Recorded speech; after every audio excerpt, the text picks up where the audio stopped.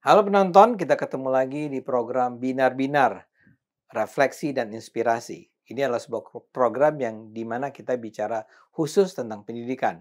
Dan kembali saya hadirkan seorang pendidik di Indonesia, pendiri dan pemilik Yayasan Tunas Global, Sekolah Tunas Global di Depok, Betul. ya, yang akan bicara dengan kita semua tentang berbagai persoalan dan solusinya juga, merefleksikan juga tentang pendidikan di Indonesia.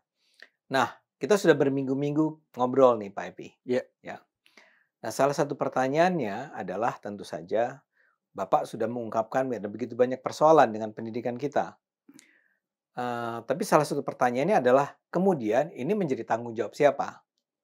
Pada pekan lalu Bapak sudah menekankan, yaitu dimulai dari diri kita sendiri, ya, dari setiap anak, ya. Tapi kemudian Bapak juga menyebut soal orang tua ya, sebagai pihak berikutnya yang bertanggung jawab atas pendidikan anak-anak kita ini. Nah, saya ingin Bapak atau saya ingin minta Bapak untuk menjelaskan, sebetulnya ya orang tua itu perannya apa sih? Posisinya apa sih? Ya, yang harus dia jalani agar pendidikan yang diperoleh anak-anaknya ini betul-betul bermanfaat buat kehidupan dia, ya, ya. Kan seringkali misalnya saya sebagai orang tua berpikir tentang, ya udah kita carikan sekolah terbaik lah, ya, sekolah dengan prestasi yang tinggi ya, di antara sekolah-sekolah yang ada ya, untuk agar anak kita menjadi anak yang pintar, yang cerdas, yang berprestasi tinggi dan seterusnya ya. Pada dasarnya orang menganggap ya kalau kita sudah lepas ke sekolah ya, dan kita sediakan segala macam, peralatan gadget-gadget ya, medsos dan seterusnya, ya dia akan menjadi anak-anak yang pintar, anak-anak yang kita harapkan bisa menjadi orang-orang yang bertanggung jawab atas dirinya di masa depan. Nah, kalau dalam pandangan Pak Epi sendiri ya, sebagai seorang pendidik, tadi, apa sebetulnya posisi seorang tua yang seharusnya dijalankan oleh kami semua sebagai orang tua, para penonton semua sebagai orang tua? iya. Silakan, Pak. Baik. Jadi yang berkepentingan dengan pendidikan itu pada dasarnya kalau menurut kami Tunas Global itu ada 5. 5 ya? Iya, keluarga, masyarakat dan dunia usaha, lembaga pendidikan itu sendiri, yang keempat ini khusus adalah alam Indonesia, itu Mhm. berkepentingan dengan Ya, pendidikan. ya. Yang kelima, anchor-nya adalah pemerintah dan pemerintah daerah. Ya, Yang kita bahas adalah yang pertama keluarga. keluarga dulu ya. Di dalam keluarga sendiri ada stakeholder emasnya. Stakeholder emasnya adalah anak. Anak itu mempunyai hak untuk berkembang sesuai dengan fitrahnya. Itu Hmm. nomor satu. Kedua, yang bertanggung jawab siapa pada pengembangan anak ini tentunya kedua orang tuanya. Hmm. Karena anak ini hasil dari doa dan niat dan cita-cita dari orang tuanya. Ya, ya, ya. Kebanyakan orang tua itu ya umumnya kita berkeluarga itu sedikit sekali mendapat bimbingan untuk apa berkeluarga, untuk apa memiliki anak, lalu bagaimana. Eee tentunya semua tujuan manusia adalah untuk meningkatkan kesejahteraan hidupnya ya, Hmm. ya finansialnya, spiritualnya dan sebagainya. Nah, terus terang dulu saya pernah baca, survei dari salah satu TV swasta yang, merilis kurang lebih 15 tahun yang lalu, merilis hasil survei tentang pengeluaran rumah tangga, Hmm. ya. Nomor satu itu beras, nomor 2 Makanan ya? iya, enggak beras, Beras? makanan Ya, rumah, ya. beras. Yang Pokok. kedua itu rokok, Oh. rokok, oh ya. Yang ketiga dan seterusnya, pendidikan itu kalau saya nggak salah nomor 6. Oh. Makan di luar makan rumah tangga juga masuk di 4 besar, jajan. Jajan tuh lebih tinggi daripada pendidikan? Betul. Sekarang yang pendidikan anaknya 200.000 per bulan, dinaikin jadi 225.000, itu nyebar bentang protes di depan sekolahan. Itu kalau jajan, sekali jajan 300.000 Bang. Iya. Sekarang ya jajan cilok aja kalau satu keluarga nggak cukup seratus Iya, ribu. iya, iya. Please ini kita sadari betul bahwa memang, atensi atau penghargaan kita terhadap pendidikan itu, walaupun diucapkan setinggi langit, tapi Iya. sebetulnya dia rendah. Data itu membuktikan, situasi itu membuktikan. Mhm. Jadi, semua kegiatan pendidikan itu konsekuensinya waktu dan biaya. tentunya ada keterampilan ya, tapi, setelah itu adalah waktu dan biaya. Ya, untungnya ini pemerintah sekarang sudah mencanangkan pendidikan gratis untuk, pendidikan dasar 13 tahun. Tapi tetap aja, tidak 100% bisa dilakukan di sana. Jadi yang pertama adalah kesiapan kita orang tua dalam, mempersiapkan pendidikan anak itu Hmm. betul-betul, menyisihkan waktu. Waktu adalah uang, jadi waktu, harus ada itu. Ya mungkin yang ekonominya rendah ke bawah itu oke lah kita traktir semuanya, kita biayai semuanya, pemerintah biayai. Hmm. Tapi yang menengah ke atas itu juga sama aja, Pak. Sama aja artinya apa? Meletakkan, porsi pendidikan anak itu dalam pengertian konsekuensi dari pendidikan anak itu di porsi yang, tidak ada di top level. Bapak tidak melihat orang tua yang datang dari kalangan menengah ke atas Mhm. itu menempatkan pendidikan di prioritas? Ya, mereka menempatkan, dalam cita-cita prioritas, tapi konsekuensinya dia tidak ikuti. Jadi apakah itu prioritas saya nggak tahu ya. Ya. Ya, oh pendidikan anak sangat penting buat saya, sampai di situ ya. Tapi kalau disuruh hadir ke sekolah untuk parenting, Oh, kan oke. tidak cukup dengan diucapkan, harus tindak. Mendidik anak itu kerjaan 24 jam. 24 jam, Pak, ya? Iya, artinya waktu kita bekerja itu kan juga demi anak. Waktu kita menjaga kesehatan itu kan demi anak supaya kita produktif dan sebagainya. Lalu, waktu kita melihat studi banding dan sebagainya itu demi anak. Ya saya sendiri, punya sikap, Gimana? sebesar apapun pembicaraan kita tentang uang di kantor di mana, kalau anak saya telepon, "Sorry gue telepon dulu, berhenti dulu." Mmm, Mana tahu dia penting. Saya mungkin termasuk salah satu orang tua yang pulang dari kantor itu dititipin beli softtek sama anaknya. iya. Jadi artinya, loyalitas orang tua kepada anak termasuk di dalam pendidikan itu sampai sedemikian. Salah satu kunci loyalitas adalah waktu dan perhatian, bukan. Ada juga yang kalau saya mah uang berapa aja saya kasihin, tapi waktu dan perhatiannya tidak ada. Jadi tidak cukup. Jadi gini, Pak, ya, orang kan seringkali menganggap atau paling tidak sebagian orang atau bahkan sebagian besar orang Mhm, itu merasa bahwa, ya sudah saya akan sekolahkan anak-anak saya iya, di sekolah-sekolah dengan kualitas pendidikan terbaik. terbaik, oke. Dan salah satu indikator dari kualitas sekolah tersebut adalah bukan indikator, tapi pertandanya adalah ya mahal, Mahal, ya, iya, ya kan? iya, Sekolahnya keren, ada fasilitasnya iya, lengkap iya, gitu ya. Bahkan ada yang punya lapangan sepak mhm, bola, iya, ada kolam iya, renangnya iya, iya, misalnya, ada laboratoriumnya. Mereka bayar mahal untuk itu semua, ya. betul, Dan kemudian ada harapan, ya, begitu dimasukkan ke sekolah itu, ya pasti dapat guru-guru yang terbaik dong, gitu kan. iya, Ya sudah, iya, sebetulnya saya sebagai orang tua, perannya menjadi tidak lagi sebesar seperti yang barangkali harus dilakukan oleh orang tua yang sekolah-sekolahnya bukan sekolah-sekolah terbaik. Pandangan Bapak? Jadi menanamkan sesuatu itu perlu konsistensi. Saya ambil contoh petani menanamkan tumbuhan. Ya sudah ditanam harus dirawat, disiram dan seterusnya. Apalagi menanamkan, pemikiran, keterampilan berpikir dan keterampilan pada anak, nilai-nilai, itu perlu konsistensi, Pak, perlu Konsistensi ya? iya.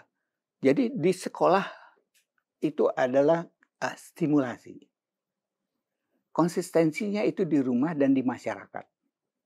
Oke, diulang Pak. Di sekolah Itu, adalah mengajar dan simulasi. menstimulasi betul, makanya perlu banyak stimulasi fisik, stimulasi pikiran, simulasi semua pada anak, di-exercise semuanya. Di Tapi, rumah, untuk menjadi keyakinan, kepada anak itu untuk tertanam, itu harus perlu konsistensi, di rumah juga dilanjutkan. Ya secara sederhana aja kita ajarkan anak tentang kebersihan, di sekolah bersih, datang pagi anak-anak nyapu, semua nyapu, riang gembira di semua nyapu sekolah. di sekolah. Sampai rumah, orang tuanya tidak menganggap kebersihan itu penting. Itu nilai itu terdegradasi. Hmm. Iya iya iya Saya iya. sampai mencoba menganalogikan sedikit, riset kecil-kecilan. Kebetulan saya muslim nih, jadi kepatuhan orang muslim yang paling tinggi saya lihat adalah tidak makan daging babi, Ya. ya.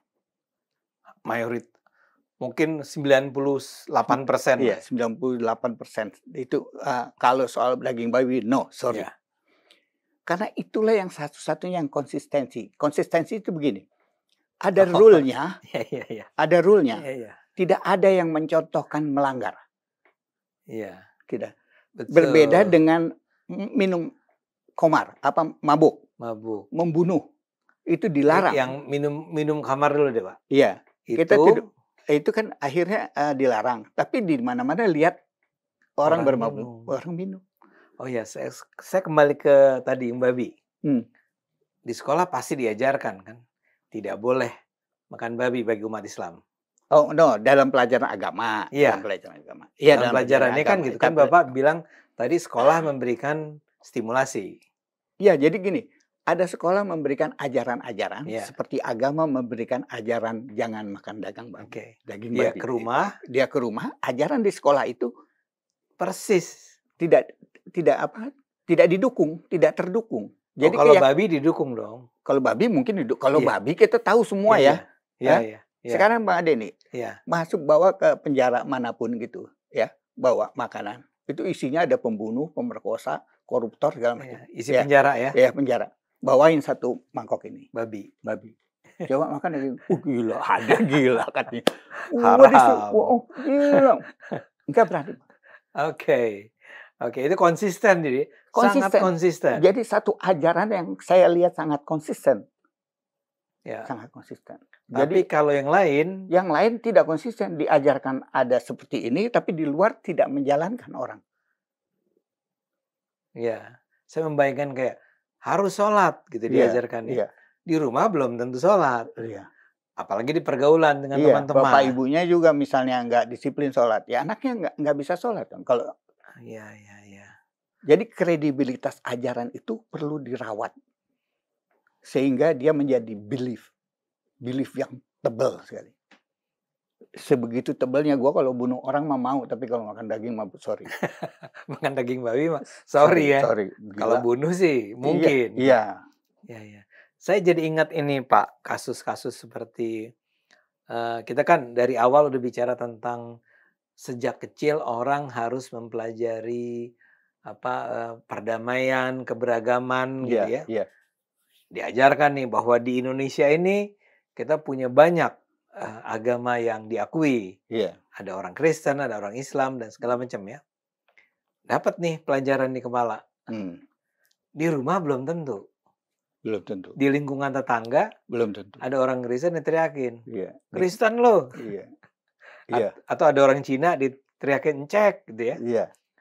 Jadi nggak konsisten Pak ya. Iya, anak itu menerima menerima ajaran yang baik di sekolah itu tidak konsisten. Apalagi kalau ajarannya buruk di sekolah ya. Amit-amit mudah-mudahan nggak ada. Misalnya Pak, ada ajaran buruk di sekolah itu apa Pak? Ya misalnya kayak tadi membedakan, mendiskriminasi orang itu dari mulai sekolah, itu kan udah ajaran. Oh di sekolahnya diajarkan ya? Umpamanya ada yang banyak yang menyatakan seperti itu. Misalnya ya untuk aturan tertentu semua harus melaksanakan dan sebagainya. Jadi pada dasarnya sebetulnya harusnya lembaga sekolah itu memberikan pendidikan yang baik. Ya ini sekolah ya? Iya di sekolah. Menjadi kadang-kadang ada ajaran yang tidak baik itu bukan karena pendidikannya atau karena sekolahnya, karena SDM-nya. Iya. SDM. Iya.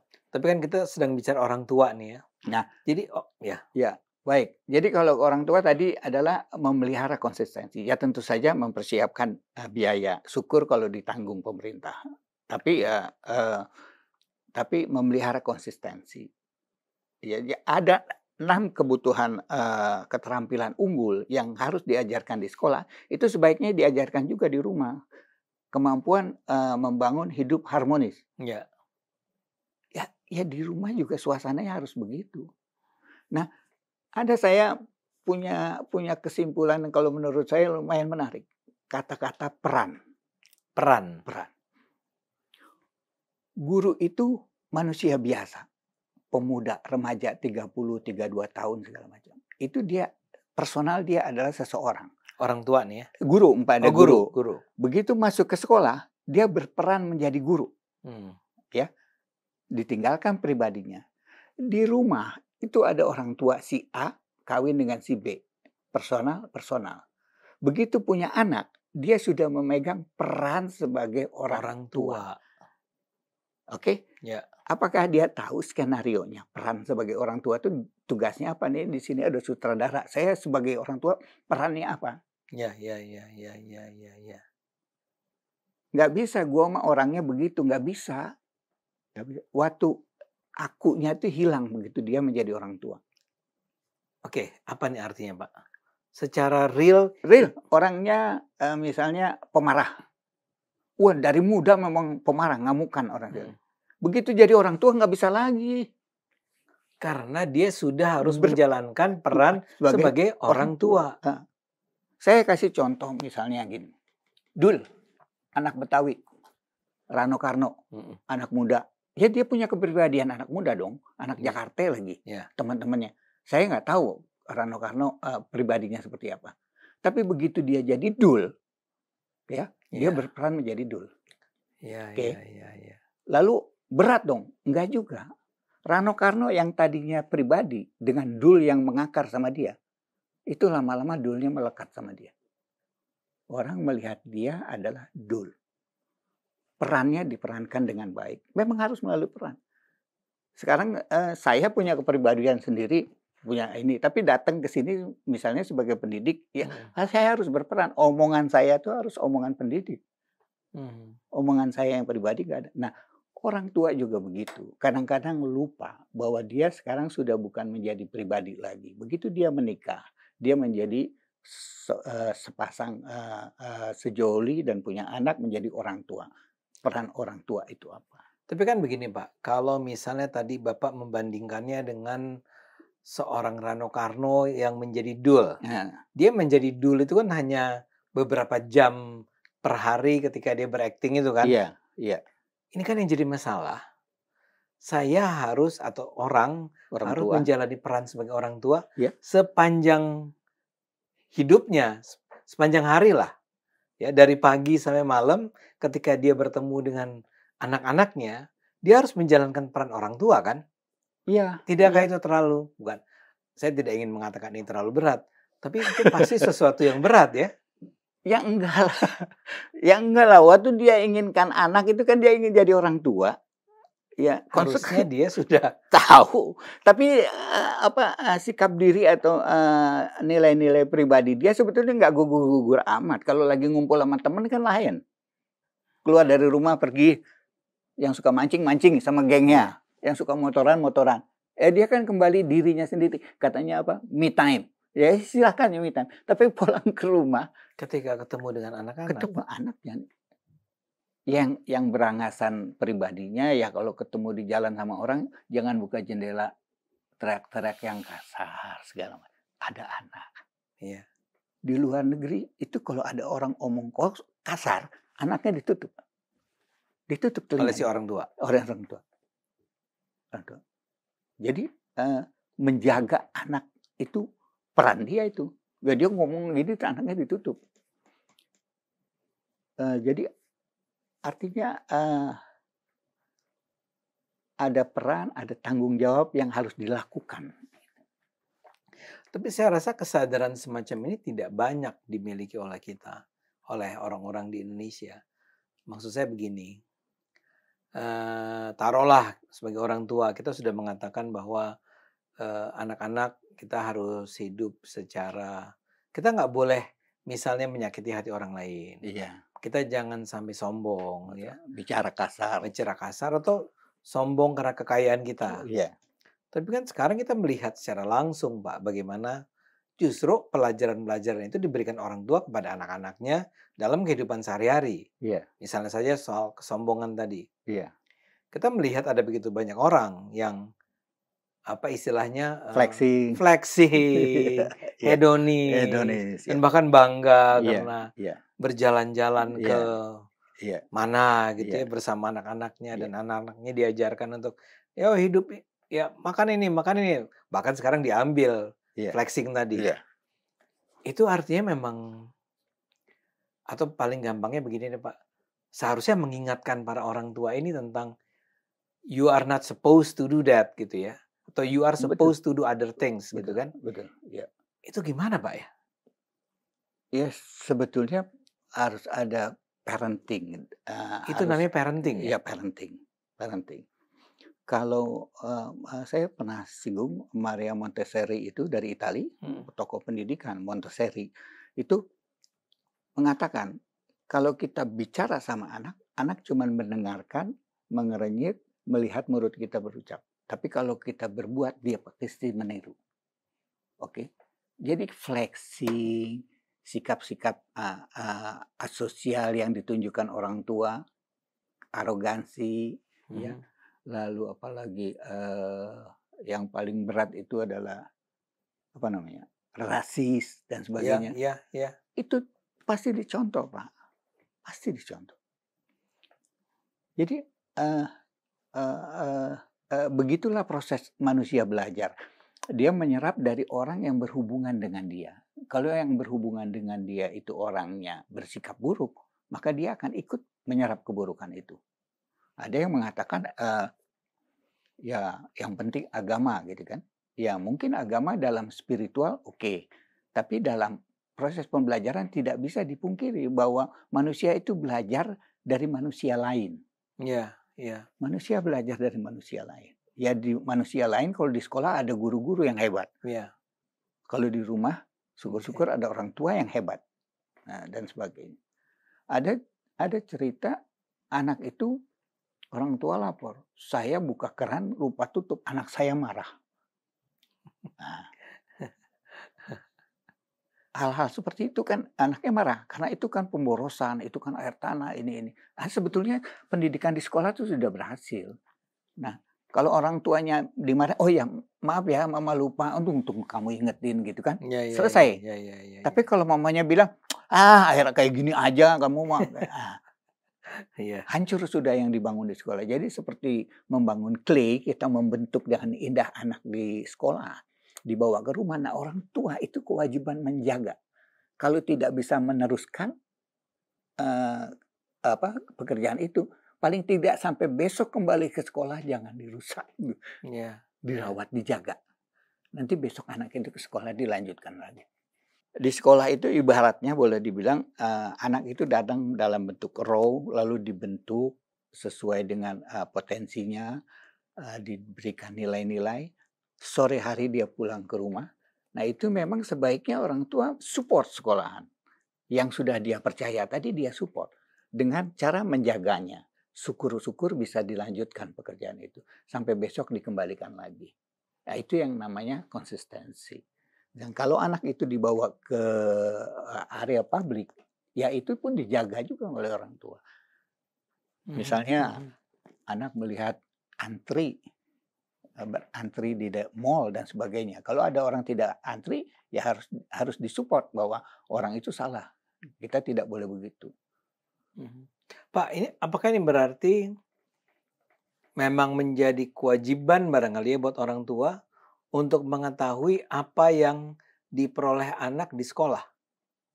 Iya, iya, tentu. Jadi memang itu, pertama, yang sifatnya fundamental, yaitu tadi, kemampuan untuk hidup harmonis. Itu diajarkan di sekolah itu. Ya.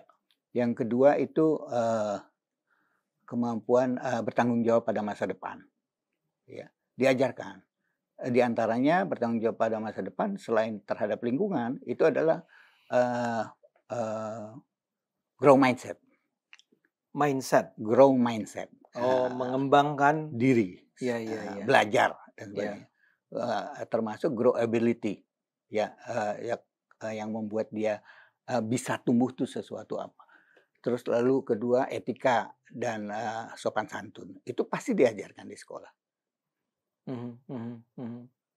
Anak itu ya guru itu orang yang paling kredibel bagi anak.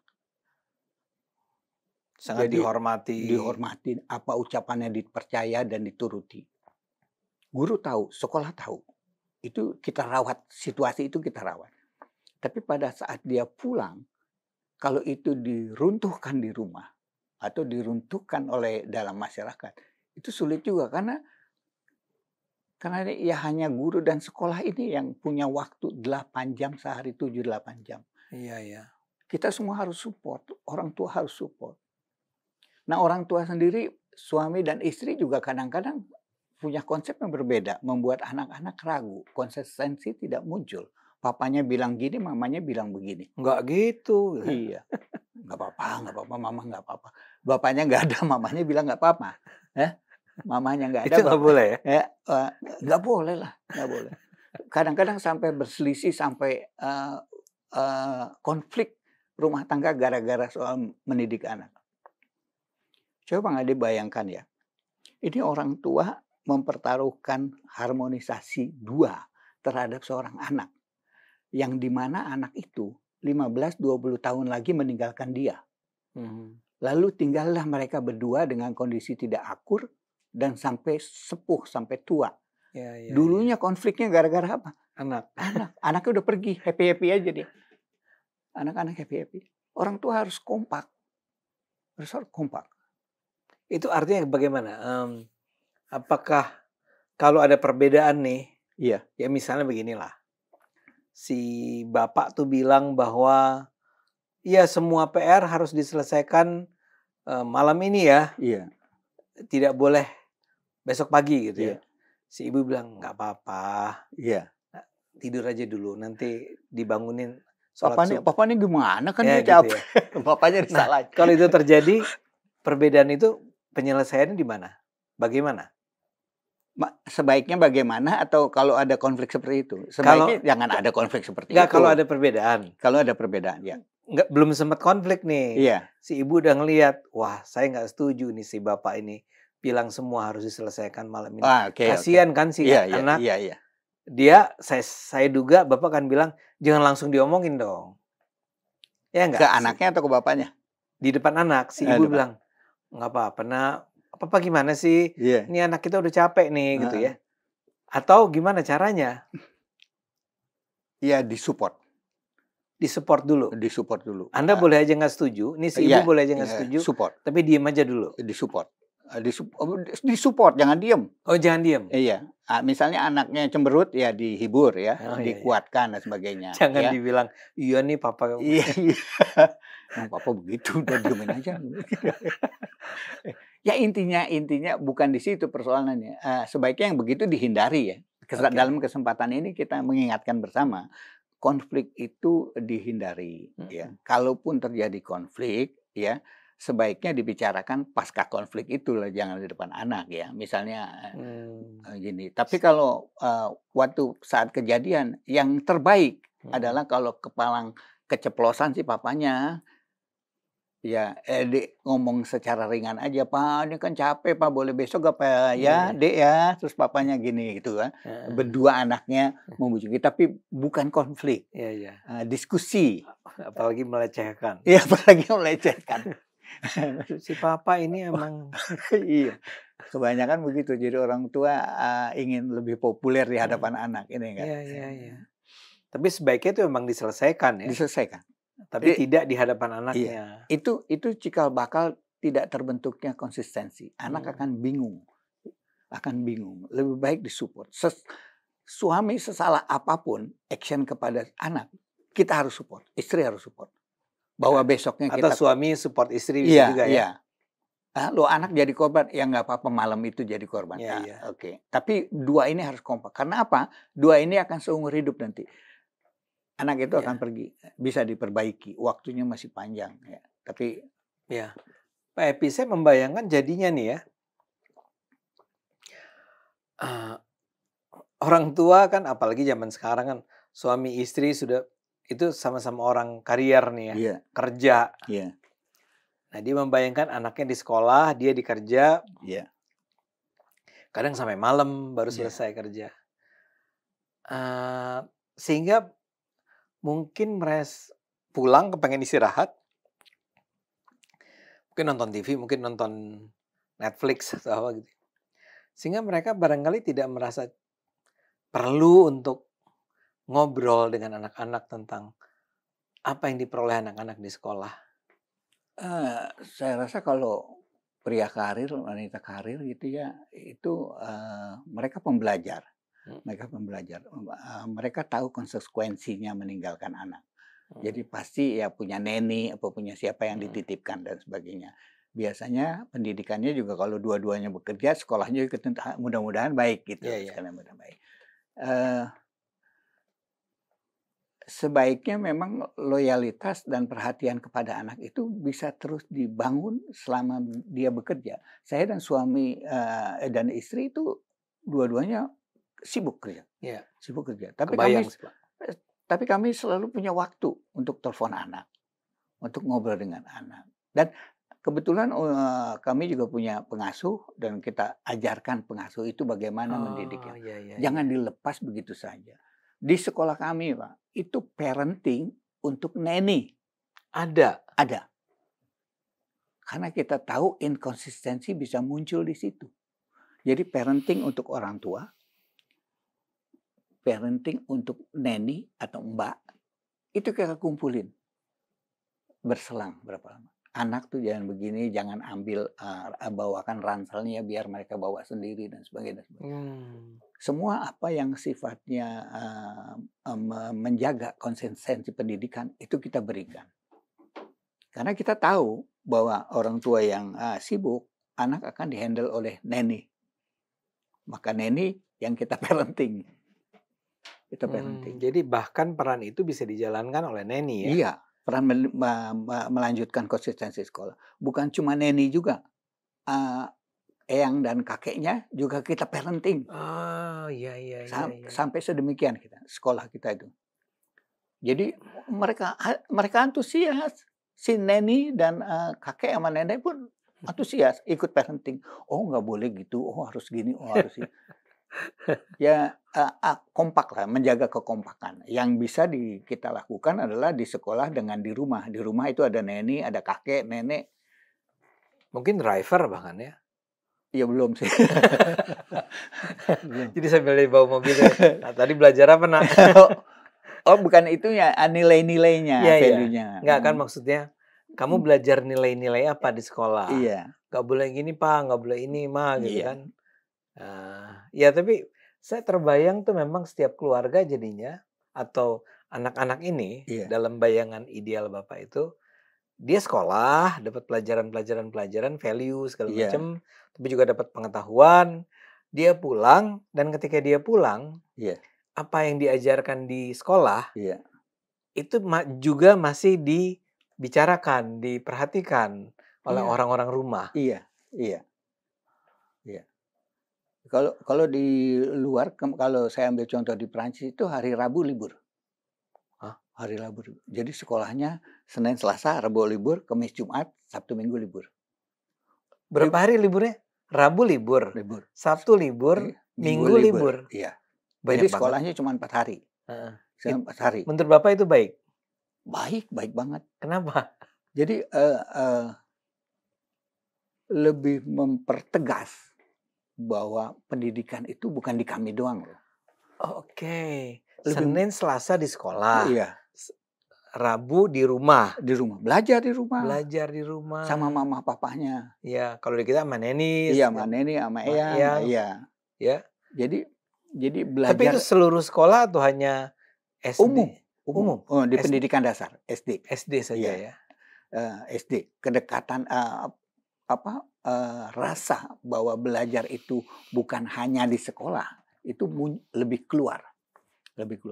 Dan orang tua itu mempersiapkan betul Rebu besok itu mau belajar apa. Kalau perlu dia nanya sama gurunya. Iya. Jadi belajar itu di mana saja itu terbentuk. Kompak nggak? Kompak. Pendidikan dan orang tua tuh kompak untuk membangun termasuk itu grow ability. Grow ability itu kebiasaan belajar itu ability. Kalau orang udah nggak mau belajar susah. Sekarang orang tua ya kebanyakan menganggap sekolah itu candra di muka pendidikan. Kalau pulang ke rumah liburan. Yes. Ah, Yes. anak saya udah sekolah sampai jam 3. Masih dikasih PR, besoknya di demo itu sekolah. Lah, kalau kita pengen seperti di TikTok yang belajar di stasiun, di kereta pada ngerjain, di ini baca, kalau nggak dari sekolah dari mana? Kecuali mamanya mau kasih ya. Yang di Jepang itu Pak ya? Ya banyak di Iya. China, di Jepang, di Iya. Singapura. Iya, iya, Di iya. Singapura kalau kita ke MRT apa di ini kok anak-anak pada belajar segala macam. Ngerjain, nungguin supir, ngerjain tugas. Kalau di sini tank bubar sekolah, happy-happy. Iya, iya. Udah kalau bisa besok berangkat langsung. Karena Sabtu Minggu anak-anak kasihan sekolah kan. Sabtu Minggu bikin PR lagi. Ya ada kegiatan Ada belajar. Harusnya ada kegiatan. Yang paling ringan adalah membaca. Membaca adalah paling ringan. Karena membaca itu kan bisa seru, bisa asik. Kalau ceritanya asik. Kalau PR, kalau dia kurangnya matematik ya paling nggak belajar matematik dan seterusnya. Nah sekarang sebaliknya nih Pak. Seandainya nih ya. Iya. Ada sesuatu yang tanda petik salah lah dengan sekolah. Ada sesuatu yang anak tuh pulang dan ketika orang tua mendengar ceritanya, kok gitu sih guru kamu? Gitu ya. Kalau dalam pandangan Bapak nih sebagai seorang pendidik, apakah sebaiknya memang orang tua sebaiknya datang dan mengutarakan kekecewaan atau kritik atau keluhannya ke sekolah atau tidak? Datang ya. Tapi bukan untuk istilahnya klaim atau komplain atau ini kerjasama lah. Ini saya dengar begini dan seterusnya dibicarakan anak saya tuh kayaknya nggak bisa kalau digituin dia di rumah. Itu kan feedback ya. Feedback untuk perbaikan. Kalau memang ada kesalahan personal gurunya dan sebagainya, itu kita improve, kita perbaiki. Jangan sekolahnya dikomplain, diamuk banyak sekolah diamuk orang tua. Sudah biasa sekarang sekolah diamuk. Ya. Itu terjadi. Ya di sekolah Bapak. Ada 1-2 lah, tapi itu normal, dinamika. Karena ya kondisinya kan belum perfect. Perfect. Kita belum sempurna. Kalau boleh saya tahu Pak, dari apa yang Bapak ingat gitu ya, yang paling sering diprotes orang tua tuh apa Pak? Paling sering diprotes orang tua. Mungkin perlakuan kepada anaknya yang dianggap diskriminasi. Atau dianggap terlalu keras pada anak-anak. Karena pendidikan itu kan ada proses pembinaan ya. Yang namanya pembinaan itu selalu nggak enak. Orang tua itu harusnya support lah, bahwa apabila anaknya punya konsekuensi, dan biasanya aturan kelas itu dibuat bersama anak. Nanti bersama anak, bukan top down. Seperti apa Pak? Misalnya tentang kalau terlambat sebaiknya konsekuensinya apa? Suruh ini aja, suruh bersihin ini, temannya bikin. Jadi mereka bikin undang-undang kelas. Itu dibuat bersama-sama? Iya, dibuat bersama-sama. Nggak, saya ketawa karena saya nggak pernah mengalami itu. Iya, dibuat bersama-sama sehingga hukum itu adalah buatan mereka sendiri. Oke? Tapi tetap aja yang namanya anak berkeluh, orang tua menerima salah kan.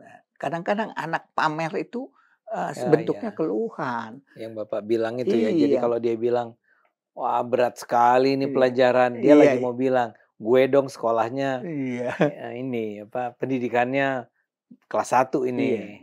Iya, bisa dibilang mantap dong kalau gitu. Iya. Cepet pinter dong kamu dan sebagainya. Orang tua support. Anak saya tuh ngeluh, besoknya samperin ke sekolah. Anak saya saban pulang ngeluh berat ini segala macam. Jadi teringat cerita yang baru ini beredar nih, viral tentang guru yang saya lupa dia menampar apa, Mhm. muridnya karena dia dilempar Oh, iya sendal iya iya iya. Yang di uang damai ya, sampai 25 juta. 25 juta iya. Itu Iya, menurut Bapak gimana? mananya nih? Mudah-mudahan penonton juga tahu ya kasusnya ya. Saya lupa di daerah mana ada seorang guru sedang mengajar, Iya iya iya. tiba-tiba ada anaknya lagi bandel kali pada Iya main di iya luar, iya lempar sendal kena iya kepala si guru. Oleh si guru, iya kemudian si anak dipanggil dan saya lupa ditampar atau di apa. iya Nah, anak ini melapor kan ke orang tuanya datang ke sekolah, iya. marah-marah dan bahkan membawa saya lupa kapan terlibatnya kuasa hukum nih ya, Bukan kuasa ormas tadi ya? Iya ormas-ormas iya ormas. yang menuntut agar ada apa semacam ganti rugi lah. Iya. Ya Nih, itu, kesadaran untuk sinergi tadi keberlanjutan itu mana mungkin bisa terbentuk. Yang seperti itu, Pak, yang seperti itu namanya bukan kendala, bukan masalah, itu dinamika. Guru itu bertemu anak itu kalau dihitung menit, itu hampir 900.000 menit anak itu di sekolah. Kalau ada, selama setahun. pendidikan selama pendidikan, Oh, selama pendidikan pendidikan. dasar ya, oke. Berapa 900? Ya kalau 8 jam kali, 60 menit ya, kali 5 hari, kali 9 tahun atau Oh ya, 13 tahun. ya Wah, sepanjang panjang pendidikan. sekali. Lalu kalau ada 5 menit insiden seperti itu, Ya, ini ya. nggak ada kesempurnaan, Pak. Mesin aja kita beli mobil orang lain ini kita baru 1 bulan udah ada masalah. Itu mesin, ini manusia. Jadi konflik itu bisa terjadi ya, dan itu bisa menimpa siapa saja. Itu orang tua kadang nggak menyadari. Ya. Saya sering waktu parenting saya bilang, kalau ada anak, bermain bola terlalu asik, kena satu ketendang mukanya sampai berdarah ya, Si guru. anak sama anak main bola Iya, kena yang bola, berdarah tuh anak sama-sama anak. iya, Iya, iya. oke.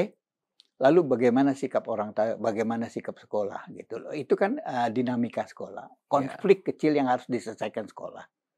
Yang orang tua sebetulnya menyerahkan kepada sekolah. Oke. Lalu lalu ada bullying dan sebagainya. Lalu saya tanya, kalau kejadian seperti itu ya, yang mama khawatirkan anak mama yang mana? Yang kena bola katanya. Hmm. Dia hanya khawatir anaknya kena bola seperti itu. Dia tidak pernah khawatir sedikit pun bahwa anaknya yang nendang bola. Kalau anaknya nendang bola. Bahwa kejadian konflik seperti itu. Nendang bola terlalu seru, keras kena muka hidungnya, yang satu berdarah. Orang tua khawatir anaknya Sama yang korban. yang korban. Tapi bisa jadi anaknya yang nendang bola. Iya kan? Yang sebetulnya yang terbebani. Ya sebetulnya itu normal kepada siapa saja. Saya mau Betul. menggambarkan bahwa Iya. kita menjadi pelaku atau anak kita menjadi korban itu normal. Iya, iya. Jadi jangan pada saat menjadi korban jadi heboh, Mm-mm. tapi pada saat jadi pelaku terus pura-pura nggak dengar gitu. Sebetulnya itu normal, biasa aja perlakuan. Kalau di sekolah Bapak jadi ada nggak batasan kepada para guru tentang bentuk kemarahan yang dibolehkan tuh seperti apa? Atau boleh nggak sih guru marah gitu loh? Ya boleh lah, Boleh ya. boleh. Wujudnya itu kan pembinaan ya, Iya. bukan marah-marah Iya. ya, guru. Guru kan manusia juga, tapi pada saat itu kita ajarkan regulasinya untuk menurunkan emosinya. Oh, anak segitu banyak ya pasti ada emosinya. Harus bisa ada regulasinya menurunkan emosinya. Lalu konsekuensinya memberikan sanksi kepada anak yang anak itu bisa happy. Misalnya membaca, ya, lalu pindah ke perpustakaan suruh membaca, lalu suruh menulis dan sebagainya. Sebetulnya anak juga siap kok disanksi kalau salah. Sebenarnya ya. Siap. Olahraga termasuk adalah mengenalkan anak terhadap sanksi. Olahraga. Kalau bola keluar, bolanya kasihin lawan ya. Ya. Ya. Itu sanksi. Nggak ada yang protes. Jadi dalam hidup itu sebetulnya harus seperti itu. Penting ya. Iya. Orang nggak bikin PR misalnya, ya harus ada sanksi. Ya harus ada sanksi.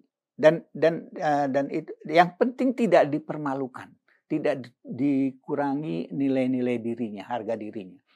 Iya, iya, iya. Ya yang pemain bola itu kan kalau out ya bolanya dikasihin ke temennya dong.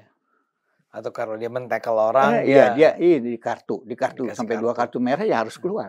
Ada penalti. Ada penalti. Iya betul.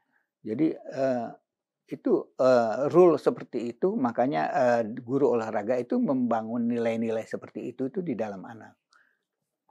Pak, kelihatannya memang jadi peran orang tua. Tadi Bapak bilang kalau di dalam keluarga anak itu adalah golden stakeholder. Ya yang utama kan. Iya, yang utama. Tapi saya rasa emang salah satu pihak yang paling harus dituntut untuk berperan secara bertanggung jawab ya orang tua ya. Iya, tapi orang tua dalam tanggung jawabnya itu adalah menyekolahkan anaknya. Ya. Nah, itu tanggung jawab. Ya, kalau dia dalam rangka tanggung jawab menyekolahkan anaknya, maka dia akan memilih sekolah yang cocok buat anaknya. Setelah sekolah itu menjalankan tugasnya, dia harus support. Iya. Kalau enggak, buat apa dia pilih sekolah itu? Iya. Ya, support lahir batin. Oke. Pak, ini masih banyak yang harus kita bicarakan, tapi waktunya memang sudah, saya diingatkan nih. Oke. Waktunya udah kelewat ya. Jadi kita lanjutkan lagi pembicaraan kita di pertemuan-pertemuan berikutnya. Baik. Ya. Tapi terima kasih nih buat kita semua nih para orang tua. Iya. Tadi hasil pembicaraan kita antara lain adalah bahwa jadi orang tua itu berat. Perannya itu sentral. Iya. Jangan pernah abaikan kewajiban kita bersama untuk mendidik anak-anak kita. Jangan karena kita sudah menyekolahkan anak kita di sekolah terbaik, maka tanggung jawab kita sudah lepas. Iya. Itu sama sekali tidak benar. Iya. Terima kasih Pak Ebi. Sama-sama. Sampai ketemu. Sampai ketemu.